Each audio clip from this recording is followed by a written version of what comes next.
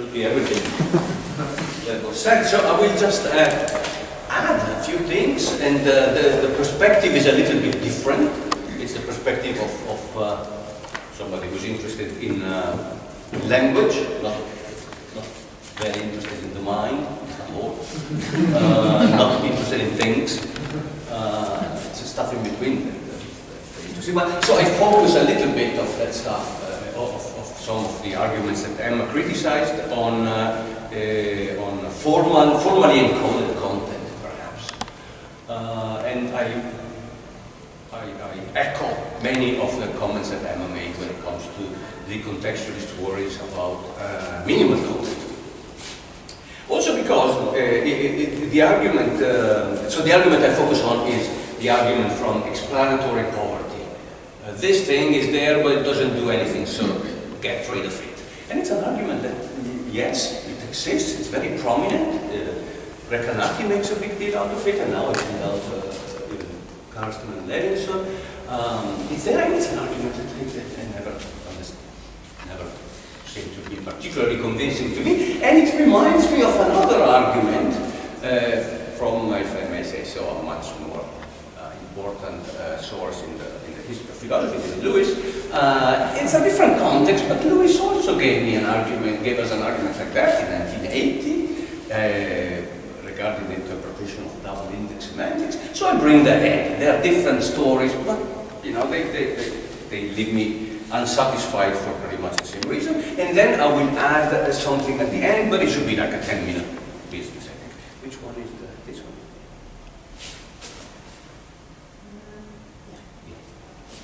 Yeah. So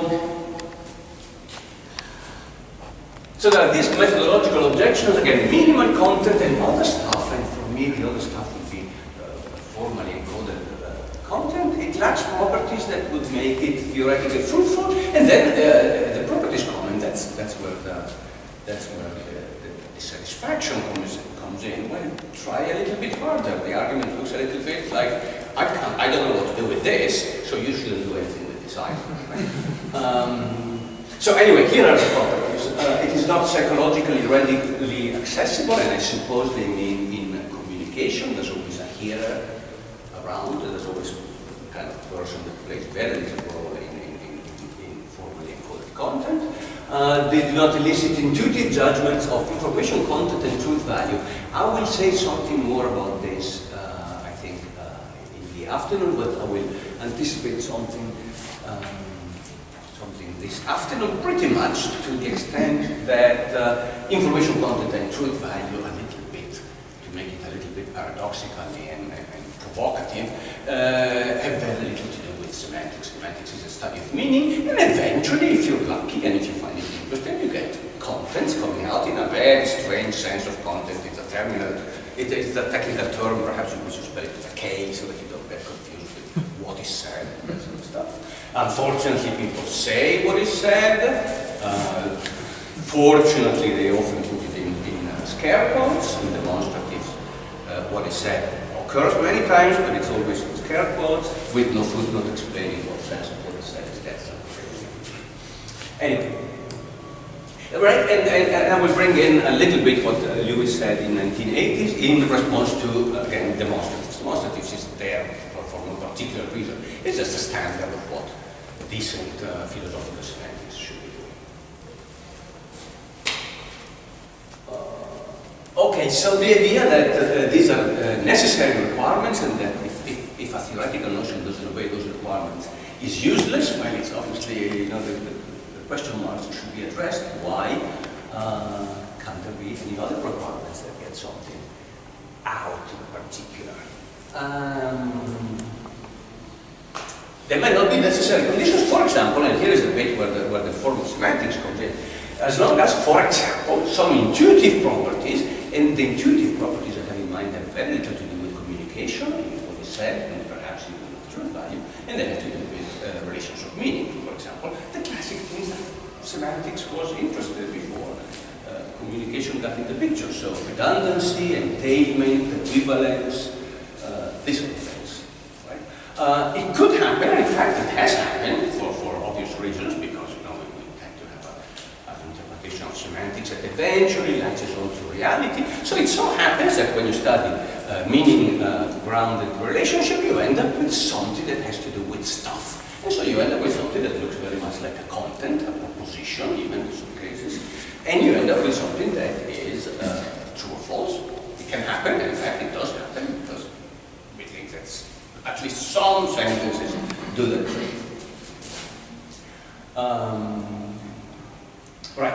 So, is this system any good? Well, we have the usual bunch of holistic assessments of the theory. If it's elegant, if it explains something, if it explains in the right way, if it has interesting consequences, if it's productive and that stuff. A theory like that, if that's a good theory, I could even say if that's a true theory, and that theory is committed to X, perhaps as an episode, or perhaps as a logical consequence or something, I think there's a very good reason to have X, even though X doesn't do the other things that you might want it to do. So, if that is the case, and of course, an argument would have to be mounted why that is not the case. An argument that is much more demanding than saying, well, it doesn't serve this, it doesn't serve that, so it doesn't serve anything, right? So it might not be an idle wheel, not all working wheels are squeaky. Sometimes you don't hear them for many reasons, but they're there. For example, in a study of meaning, you might not hear content, but if meaning is a function from some things, from context to some other things, eventually you will come to a natural notion of content, which might in the end well be a secondary notion in your apparatus. Okay, so that was the first one, the first little worry about the first strategy. This strategy is a little bit enriched with a sub-strategy, which is a sort of popper kind of thing. Well, at least for my purposes, these things do not play any role, content in this particular case, or minimal content, or formally encoded content. They don't play any particular role because, well, define them any old way you want, any evidence will be finding them. They don't do anything that is explanatory, interesting from an empirical point of view. I will talk a little bit more about this latching on to intuitions later on. What I said in the first part, in the first slide, already there are some intuitions that might be not direct intuition about this sort of thing. For example, there are intuitions of meaning that might not and need not be directly intuitions about content. If you have an empirically adequate theory of meaning, and that theory gives you some results about content, that's a reason to find those results about content empirically testable, as long as they are taken as consequences of a theory of meaning and not as direct contribution to, for example, some pre-theoretical conception of what content is, perhaps what is said, and that sort of stuff. Okay, so what am I going to say about this? Any evidence will do, and so X is, well, if you needed even if you needed something like that, that wouldn't be the right response, because it's not a response at all. It's empirically non-testable. It's got no content, no theoretical content in the economy of explanation. Well, yeah, pretty much the point is the same. It's the point that I already made. You can have testable predictions about the elements that eventually engender the contested notion. So you can have intuitions, for example, about meaning, and if your theory of meaning accounts for those intuitions, you can take it as being pretty much empirically tested, and if that theory gives you some results of content, then you deal with this thing, and you might deal with this thing by relating it to other notions, by identifying it with intuitive notions in, for example, the theory of communication, or for doing the other things, and then the debate that Emma discussed might come into play. Is this what we need? Do we need it at all for those purposes, of course? Or do we need it as a starting point to enrich it, to modulate it, and do that sort of stuff? Right, so I put it like this: the myth of crucial experiments. Sometimes a lot of these debates, and this extends also to some debates in serious semantics, in linguistics and semantics, they seem to rely on a rather naive methodology. You got an outcome, and you go out and test this sort of very simple-minded experimental experimental method, as if there were crucial experiments here. These are rich theories, and from the epistemology of science, that these bridge theories might be negotiated in ways that are a little bit more sophisticated than that. So yes, you might have verdicts of semantic context, you might run them through speakers, perhaps after having exposed them to the differences between what is strictly said and what is not, by making the right context, with the right context.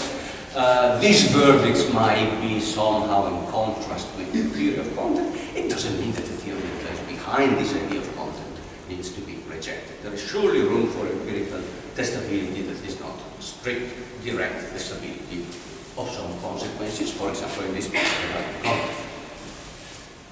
Right, and so I move on to a topic that I will discuss later on, which is the application of semantics, right? So semantics was born as a not empirical discipline. You made up your language and then you discuss some consequences of those languages. But of course, natural language semantics is another thing. We want to get things right. So yes, there's got to be empirical evidence, something at the end of the day that supports one view as opposed to another. That's the job we are in.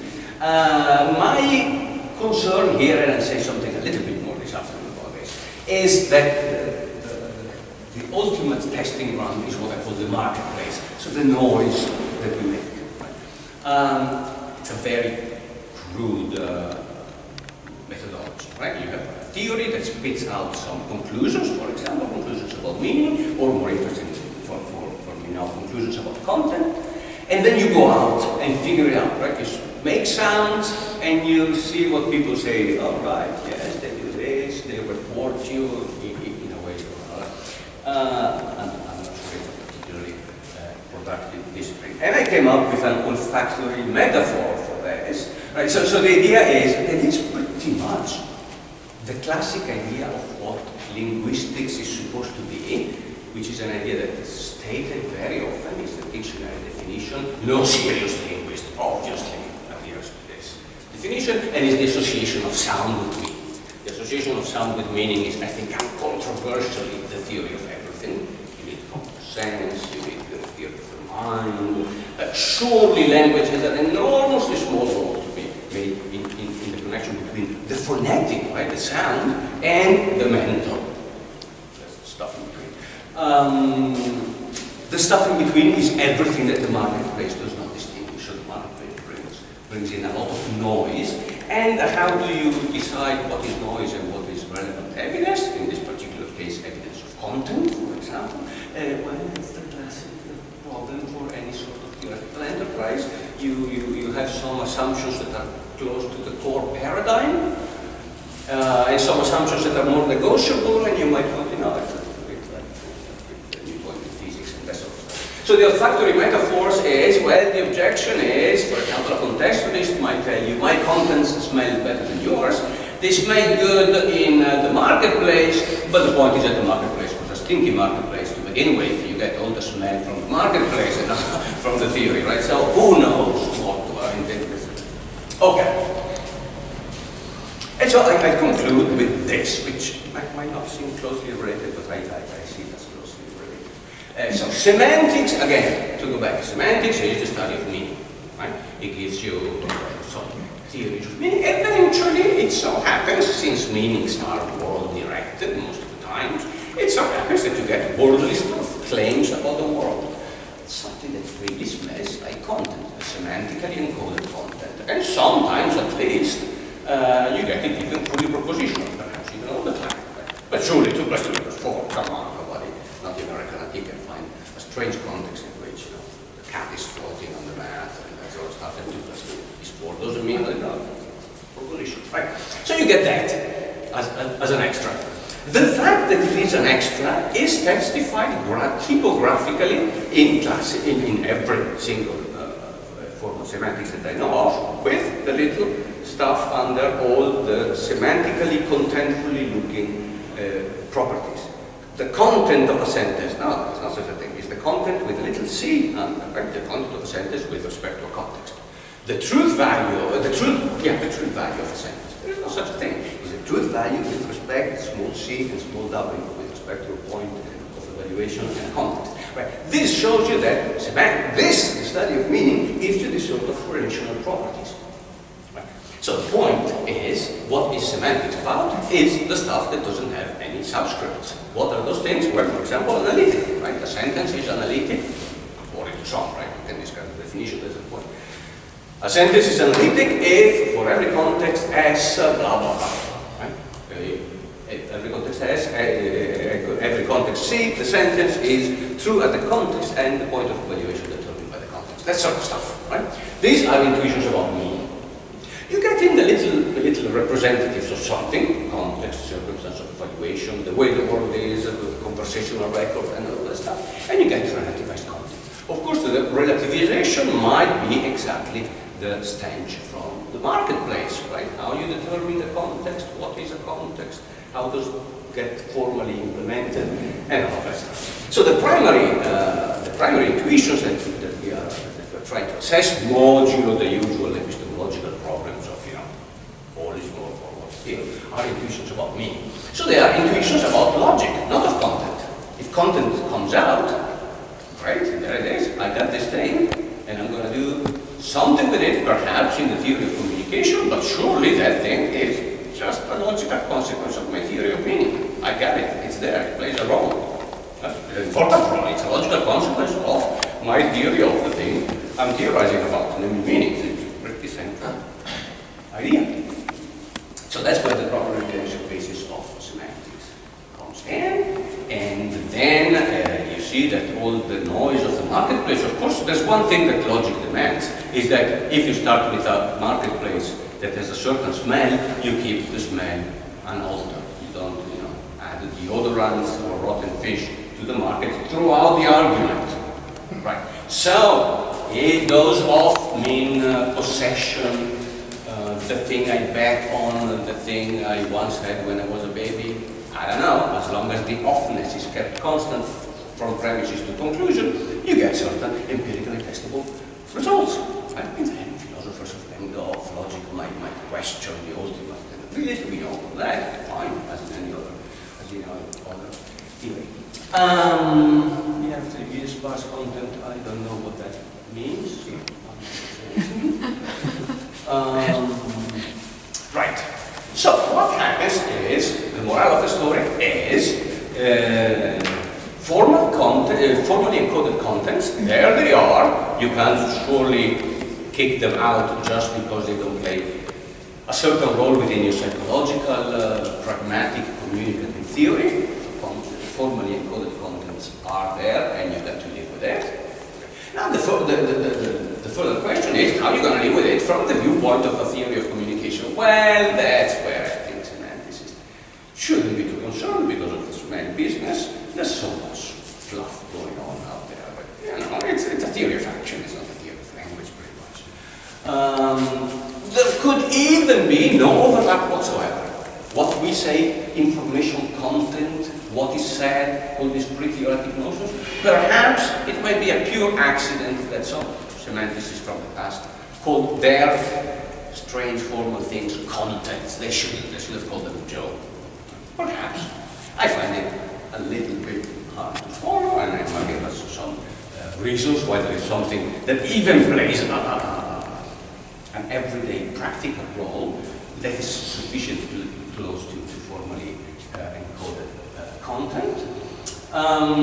But anyway, the intriguing, which I find intriguing in the sense that it's so radical that it's probably untenable, but intriguing, hypothesis is not one to be decided on the basis of the explanatory role of semantic content within a theory of communication. Oh, that was it. Well, right, so.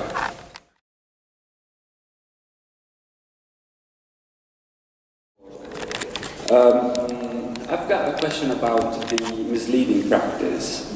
You said that someone could use the minimal proposition in order to make a joke, okay?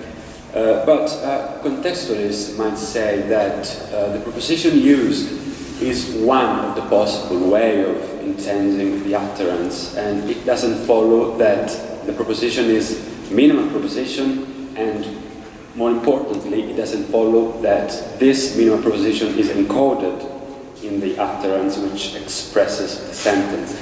Because I can make the same joke using another proposition which clearly is not minimal. For instance, if you said to one of your kids, give a piece of cake to your brother, he might go out, buy a piece of cake and bring to his brother, and this is clearly another way of incensing the utterances, but it is not clearly a minimal proposition.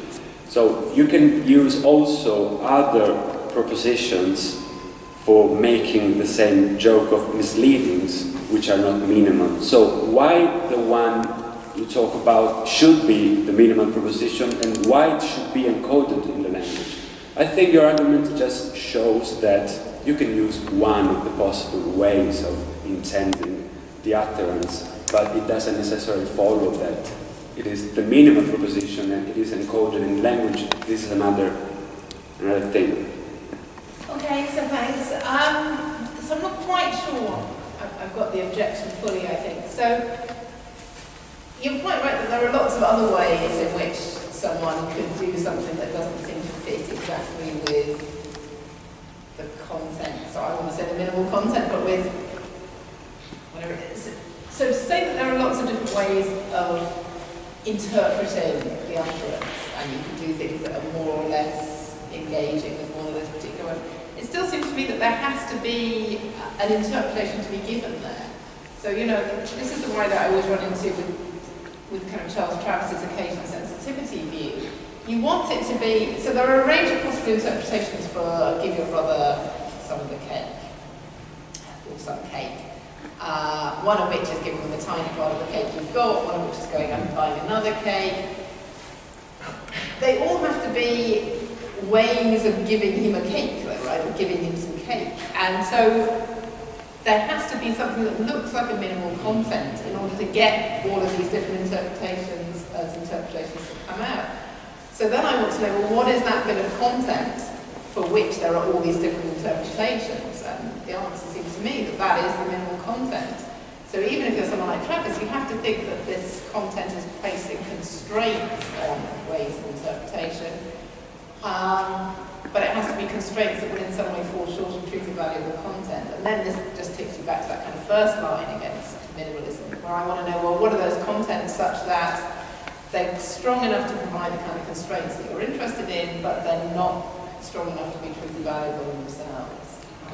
Well, I think that the fact that what you talk about is the minimum content is something which goes beyond the mere experiment of using another proposition.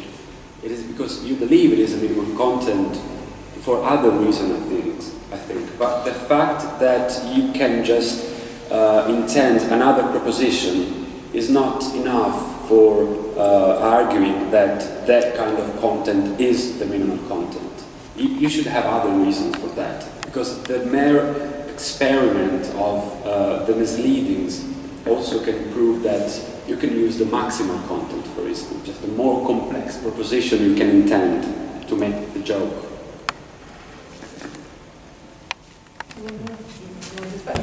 So it's right that I do think there are other reasons for wanting minimal content as well, but I'm still trying to get at what the picture is, such that, you know, you can have these different ways of interpreting it, but that content isn't itself encoded. So what do we think is going on in a misleading case or a joke case? It seems to me that why those cases are misleading or why they're jokes are precisely because you've got two contents going on. There's one content which, you know, the speaker intended to convey or wanted to convey, and another one that an uncooperative kind of speaker is insisting on taking as the meaning. And to get that kind of bifurcation, you have to have at least two contents in play. Yes. So you might put all those contents on all fours together and just say, well, they're all just possible interpretations, which I think is the line you're suggesting. But then I just don't think you'll get the kind of commonality across, you know, utterances of that kind of sentence. You won't get the right kind of truth valuable, truth judgments, truth conditional judgments for that kind of sentence. Maybe this is a little bit like the kind of Lepore and Capellan line of argument, that there has to be something common across all these kinds of cases that you can abstract away from all the different interpretations and you still get left with that kind of essential content. content. Yeah, it just seems to me it's difficult to understand what kids are doing when they do this kind of things if you don't see them as exploiting a strict and literal meaning. You know? So that it's right that they could do something else, like go and buy a cake. But even so, in that case, they're exploiting the strict and literal meaning.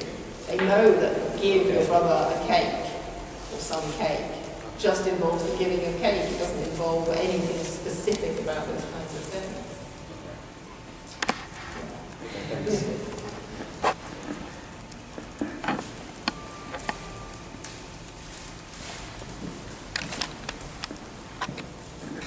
Hi. So I wanted to ask, you make this objection to of all the various kind of sociological criteria we can have for distinguishing implicature from explicature.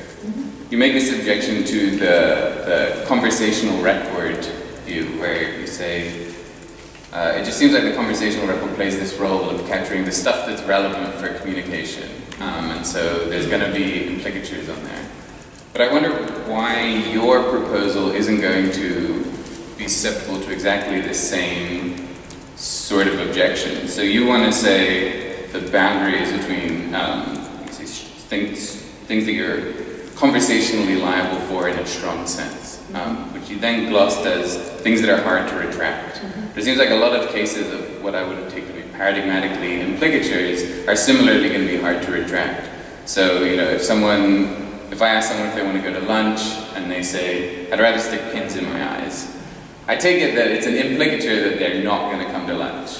Right, that's surely not part of the semantic content. But it seems like that's the kind of thing that's pretty hard to retract. If later on I say, so-and-so said they didn't want to come to lunch, that's not what I said. What I said was, I'd rather stick pins in my eyes. It seems like, so why doesn't your hard to retract strong conversational liability issue not follow the same thing that, it looks like how difficult something is to retract or how conversationally liable you are for something, similarly is going to pick up on a lot of implicature as well. Yeah, I think that's right. So it is going to give you a different carving up of the territory here, I think. I think some things that look as if they're absolutely classic kind of Brycean implicatures, indirectly conveyed, may actually turn out in the right kind of context to count as much more directly asserted than we might traditionally have thought. But that seems okay to me, actually, because I just do think, so in that case, if it really is, you know, I'd rather stick pins in my eyes, everybody hears that as saying, I don't want to come to lunch, and it's really difficult to retract from, then that should count as something that you asserted. Or maybe not, you know, so I do think assertion comes in degrees, right? I don't want it to be an all or nothing in the same way that I want the semantics pragmatics. So you might think, well, it wasn't, you know, there's still a proposition that was more asserted, which is maybe the literal content in that kind of ironic case, but still, it's incredibly strongly asserted and very hard to retract from. But I take it, of course, you know, what counts as implicated and what's explicated, this is all kind of, you know, open territory to a certain extent. So you can be revisionary, but it seemed like your response to, say, Lepore and Stone was, Grice is clearly onto an important distinction. There, you read Grice and you say, yeah, clearly there's something important going on, and I want to retain that in my theory. So you can't, if what you want to do is hold on to Grice's distinction, it doesn't seem like you can really be this open to revision of these categories to the extent that you're going to say, this person is asserted. I don't want, you know, if what we're doing is recapturing maybe with some moving around to the boundary, you probably shouldn't say that this is going to count as explicature. Yeah, okay, so that's a good question. I don't know, think about it a bit more. But I guess maybe what I want to say is that, yeah, you know, so retraction is going to be a very context-sensitive kind of notion anyway. You can retract in one context, maybe less retractable in another kind of context. And so I do think that you can't decide, so maybe this is slightly, I do think that you can't really decide on the status of something as asserted or implied without doing serious work looking at the context in which something is being produced. So it's interesting that when we give kind of classic Ricean cases of implicature, we don't really do very much about the context. You know, it is very much about the kind of gap between the literal content and what message you seem to be coming away with. And that's the kind of intuitive notion we've always worked with, and if you look at something like Spober and Wilson and the relevance theorists, that's what they're kind of trying to get at, I think, by talking about the distance between the proposition that you arrive at and the kind of literal content that you might have started with. But you know, that notion of distance, it's a metaphor, and it's incredibly hard to spell out, you know, what makes one proposition more distant to another one, or harder to infer from that one. So I just think that any account that kind of tries to capture exactly that is going to struggle. So I think you're right that this way of looking at things will be revisionary because it will count. It's revisionary in two ways. It doesn't want a black and white division between explicature and implicature, so they're not a difference in kind. So there will be these kinds of grey cases, you know, where you're shading from one to the other. But you're right that I am going to allow some things that Rice thought of as absolutely indirectly conveyed implicatures to slide closer to the assertion. And I think, yeah, you know, I am going to think about this more because I do think it's a good question, but the way I wanted to put it was that you can only assert literal content or explicatures. Yeah, and I'm wondering about whether I can really hang on to that, whether some objectives might be in this one. Okay, good. Yeah, hello. I have a question about what's your view about the domain restriction? Because my preoccupation is that some predictions about lies would be kind of weird if minimal propositions have a restricted domain. So, for example, if I say something like all the bottles are broken, well, if the minimal propositions have a restricted domain, nobody's going to believe that it's true. So. Okay, so that's a good question. So domain restriction, I think I've always felt a little bit ambivalent towards, because it seems to me that logical claims, you know, if you're teaching Logic 101 to kids, what's the first thing you teach them? You teach them, well, you've got to define your domain of quantification. So it does look like quantification requires the setting up of the domain before you start. And the way I've always construed minimalism isn't as absolutely no context sensitivity whatsoever beyond the expressions that Cat put on his list. So I'm okay with the idea that maybe sometimes you do get a little bit more context sensitivity than you might have thought. And quantifiers might be that kind of case. It might be that quantifiers require specification of the domain prior to being well formed. I've left the kind of door open about those kinds of cases because I think the evidence for counting anything as a genuine context-sensitive element should come from considerations of the syntactic form, really, rather than your intuitions about what you assert when you use these kinds of utterances. So do I think that if I treated quantifiers as unrestricted, I would get the lying cases wrong? Yeah, I mean, this would be an interesting kind of case because what I wanted to say was that to capture our paradigm intuition about lying, paradigm cases of lying, you really need minimal content. And I feel conflicted about whether or not you can lie with an explicature. So it's a conversation I keep having with Andreas Stocker about whether or not you do lie with explicatures. If you can lie with an explicature, then quantifier domain restriction cases could be those kinds of cases. I certainly think that when you say all the bottles are broken, and you're looking in a box where they're not broken. Well, okay, so the literal proposition there would have to be false anyway.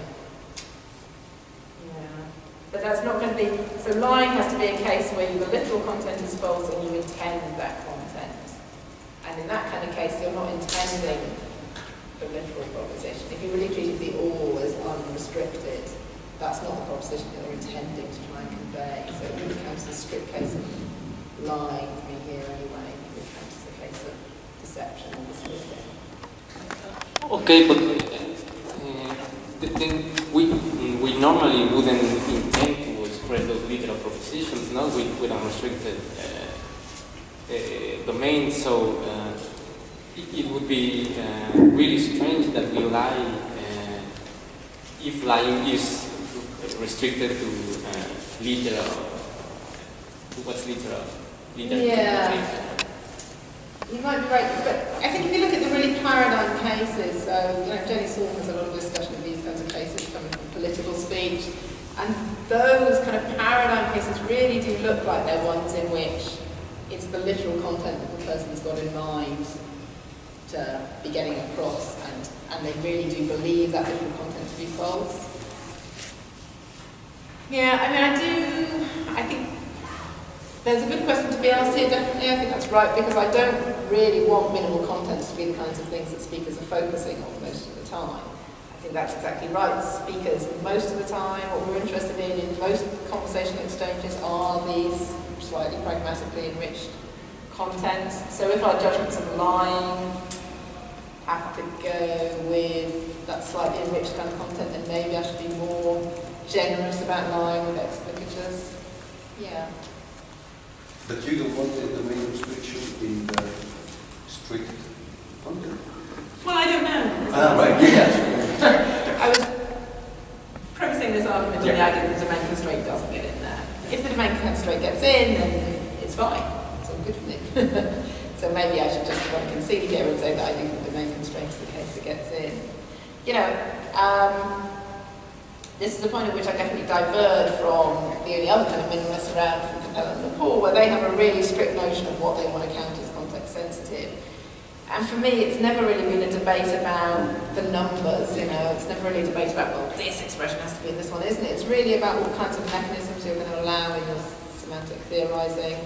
And I do, unlike certain kinds of semantic approaches which think absolutely no context sensitivity can get in, so someone like Borg, someone like Petrovsky maybe, he thinks that what semantics is doing is absolutely not concerned with anything that's context sensitive. I do think, that's why minimalism is quite a tricky stance to hold, because I want to allow a certain amount of context sensitivity, because I do want something truth and valuable at the end, so I do think you need certain appeals to context accounts with things like yesterday and today and I and here and all those kinds of things, but I don't want absolutely every expression to be context sensitive, because then you might as well end up with a use space kind of account. And that is definitely a tricky kind of balancing act to hold. But the fact that I allow in some context sensitive expressions does mean, I think, that I would be in a position to allow a few more if I could find the arguments for them. So if the main constraint turns out to be part of the genuine syntax of a determiner, that would be fine.